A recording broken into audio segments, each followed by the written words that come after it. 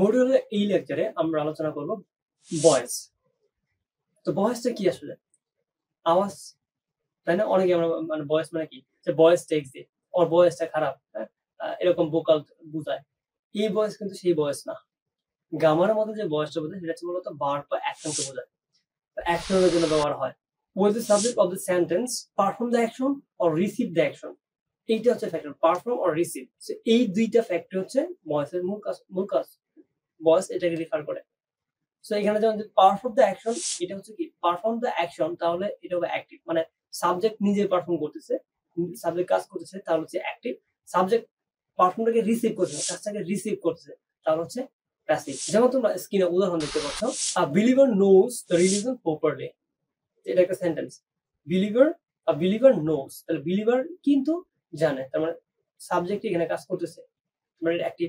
আবার the religion is known by a believer, religion কি এখানে নোন হচ্ছে, জানা হচ্ছে না, মানে রিলিজন তো জানতে পারে না, তাই না? তাহলে এখানে সাবজেক্ট কিন্তু কাজ করছে না, সাবজেক্ট কিন্তু রিসিভ করছে। নোনটা তো একটা কাজ, সেই কাজটা সে রিসিভ করতেছে, এই জন্য এটা একটা প্যাসিভ। তো এখানে সেন্টেন্সটা কি, the religion is known by a believer. তো আমরা এখানে কি করলাম, অ্যাক্টিভকে প্যাসিভ করার জন্য কি করলাম, আমরা মূলত অবজেক্টকে সাবজেক্টে বসাইছি, তারপর একটা বি ভার্ব আনছি। আমরা জানি বি ভার্ব গুলো কি কি, যেমন be verb right from verb ক্লাসে পড়ছি, বি ভার্ব হয় কি am, is, are, was, were, এগুলো পড়ছি, তাই না? এরকম বি ভার্ব বসাবো। বি ভার্বের আরো ফর্ম আছে, আমরা ওগুলো দেখবো। তো বি ভার্ব বসাবো, তারপর হচ্ছে বি ভার্বের পরে কি হয়, আমরা ওই রুলসে কি করছিলাম, বি ভার্বের পরে অবশ্যই পাস্ট পার্টিসিপল হয়, ভার্বের 3 নাম্বার ফর্ম হয়। ওকে, এবং 3 নাম্বার ফর্ম, এবং পরে বাই হবে, এবং শেষে যে সাবজেক্ট আছে সেটার অবজেক্ট ফর্মে এখানে আমরা কাজ করছি। এই হচ্ছে ফ্যাক্ট। অতটুকু এই যে আমরা যে বিষয়টা বুঝলাম, হ্যাঁ, যে স্ট্রাকচারটা দেখলাম, এইটুকু জানলেও আমার যে পরীক্ষায় বা বিভিন্ন জায়গায় যে মানে চেঞ্জিং গুলো আসে আমরা অনায়াসে করতে পারবো। 50% কিন্তু আমি ওটাতেই আমি কভার করতে পারবো। বাকি রুলস গুলো না জানলেও এই রুলসটা জানলেই, মানে এই ফ্যাক্টটা জানলেই, যেটা আলোচনা হচ্ছে, এটুকু জানলে কিন্তু আমি মানে ভয়েসের কাজ করতে পারবো। কিন্তু কিছু ফাঁক ফোকর থাকে, তাই না? তা ওই ফাঁক ফোকর গুলোতে যদি আমি ধরা না খাই, তার জন্য আমার কিছু ব্যাকআপ লাগবে। তাই আরেকটু অ্যাডভান্স বা আরেকটু ভালো করে আমরা জানার চেষ্টা করি। তো প্রথম যে বিষয়টা জানতে হবে যে টেন্স। টেন্সের কারণে যে কিভাবে চেঞ্জটা হচ্ছে সেটা, মানে বিভার্বের মধ্যে মূলত টেন্সের ফ্যাক্টরটা কিন্তু বিভার্ব এখানে। তো বিভার্বের যে 5টা ফর্ম আছে, ওইটা তো টেন্স অনুযায়ী চেঞ্জ হয়, তাই না? তো এইটা কিভাবে হয় আমরা একটু দেখি। কি কি টেন্স এখানে দেখতে হবে, একটা সিম্পল টেন্স, আর হচ্ছে কন্টিনিউয়াস টেন্স, আর হচ্ছে পারফেক্ট টেন্স। যে সিম্পল, কন্টিনিউয়াস আর পারফেক্ট টেন্সের মধ্যে বিভার্ব গুলো কিভাবে চেঞ্জ হয় সেটা আমাকে খেয়াল রাখতে হবে। যেমন ধরুন প্রেজেন্ট সিম্পলের ক্ষেত্রে আমাদের কাছে অ্যামিজার হবে বিভার্ব হিসেবে, পাস্ট সিম্পলের মধ্যে ওয়াজ ওয়্যার হবে, ফিউচার সিম্পলের মধ্যে উইল বি হবে। প্রেজেন্ট কন্টিনিউয়াসে কি হবে, am being, is being, are being, এটার সাথে একটা বিং যুক্ত হবে কন্টিনিউয়াস হলে। সিমিলারলি পাস্ট কন্টিনিউয়াসে কি হবে, ওয়াজ বিং, ওয়্যার বিং, মানে বিং যুক্ত হবে এক্সট্রা, মানে আগের যেটা ছিল তার থেকে এক্সট্রা একটা বিং যুক্ত হবে এখানে। Future same, will be, being. Present পারফেক্টের ক্ষেত্রে হ্যাভ, হ্যাজ, বিন।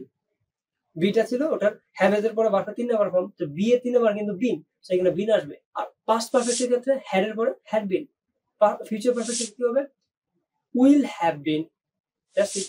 তো আরো একটা দুটো জিনিস আছে যেটা আমাদের যেমন মডেলের একটা ফ্যাক্ট আছে। যদি মডেল আসে, তো আমরা রাইট ফর্ম ভার্ব থেকে শিখছিলাম মডেলের পরে সবসময় ভার্বের কোন ফর্ম আসে, বেস ফর্ম বলে। তাহলে এখানে বি ভার্বটা বি বসবে, মডেলের পরে আমাকে বি দিয়ে পরে ভার্বের 3 নাম্বার ফর্মটা বসাইতে হবে। মডেল প্লাস বি প্লাস ভার্বের 3 number form, past participle form, যেমন তোমরা স্ক্রিনে দেখতে পাচ্ছ। You must believe in your strength. তো এই যে মাস্ট বিলিভ, তাহলে মডেল মাস্ট। তো এটা আমরা যদি প্যাসিভ করে কি হবে, you stand must be believed. 3 number form, believe, must believed in by you. তারপর আরেকটা ট্রিকি ফ্যাক্ট আছে, হ্যাঁ, এটা অনেক সময় পরীক্ষা আসে বা ইন্টারভিউ কোশ্চেন গুলোতে বা এক্সাম গুলোতে আসে, কিন্তু আমরা আসলে ভুল করি। তো ওই ক্ষেত্রে এটা প্রচুর কাজে খাট। সেটা হচ্ছে cohesive passive verb. Cohesive passive মানে কি, কোহেসিভ প্যাসিভ হচ্ছে সেন্টেন্সে দেখতে মনে হবে অ্যাক্টিভ, কিন্তু আসলে এটা প্যাসিভ মোডে আছে, প্যাসিভ মুডে আছে। যেমন তোমরা এখানে উদাহরণ দেখতে পাচ্ছ, মানি স্মেলস হানি। মানি কি স্মেল নিতে পারে? মানি তো কি ও স্মেল নিবে কি করে, ওটা তো অবজেক্ট, সো স্মেল নিতে পারে না। কিন্তু এখানে দেখো অ্যাক্টিভ সেন্টেন্সে বসছে, অ্যাক্টিভ প্যাটার্নে, subject verb plus object, active pattern আছে। সো এটা আসলে কোহেসিভ প্যাসিভ সেন্টেন্স। তো এটাকে আমাকে প্যাসিভই করতে হবে, যেহেতু প্যাসিভ মুডে আছে, আবার ওকে প্যাসিভ সেন্টেন্সে করতে হবে। কিভাবে করবো, money is smelled honey. That's it. মানে সাবজেক্ট জায়গায় ওইখানে রয়েছে, জাস্ট খালি বি ভার্বটা আমরা চেঞ্জ করছি। পর হচ্ছে আরেকটা ফ্যাক্ট ইম্পারেটিভের ক্ষেত্রে। তো ইম্পারেটিভ সেন্টেন্সের মধ্যে সাবজেক্ট থাকে না, তাহলে আমরা এখানে কি করবো, তাই না? সো আমাদের তো সাবজেক্টকে অবজেক্ট করতে হবে, আবার বি ভার্ব বানাইতে হবে। তো এখানে তো মানে সাবজেক্ট নাই, এবার কিমলে মানে বি ভার্ব তো আবার সাবজেক্ট টেন্স চেঞ্জ হয়। তো এখানে কি করবো আমরা? আমাদের তো এখানে একটা ঝামেলা হয়ে গেল। তো এর জন্য আমরা এটাকে লেট দ্বারা স্টার্ট করবো, স্টার্ট উইথ লেট। ঠিক আছে, লেট দ্বারা শুরু করবো। যেমন তো দেখতে পাচ্ছ, take care of your health, এটা হচ্ছে সেন্টেন্স, একটা sentence, take care of your health. তো এটা যদি আমরা কি করি, let your health be taken care. লেটের পরে যে ভার্বগুলো আসবে সবসময় এটা বি ভার্ব হবে মডেলের মতো। তাহলে late your health be taken care of, that's it. আরেকটা ফ্যাক্টর হচ্ছে ইন্টারোগেটিভ কোয়েশ্চেন। ইন্টারোগেটিভ সেন্টেন্সকে আমার কি করতে হবে, প্যাসিভে রূপান্তর করতে হবে। এটা অনেকটা ট্রিকি, কারণ এটাতে কয়েকটা স্টেপ করতে হয়। মানে নরমালি প্যাসিভ পড়লে দুইটা স্টেপ করতে হয়। ইন্টারোগেটিভ প্রথমে অ্যাসার্টিভ বানাতে হয়, তো অ্যাসার্টিভকে আবার প্যাসিভ করতে হয়, ওই প্যাসিভটাকে আবার ইন্টারোগেট করতে হয়। এরকম একটা জটিল কাজ আছে।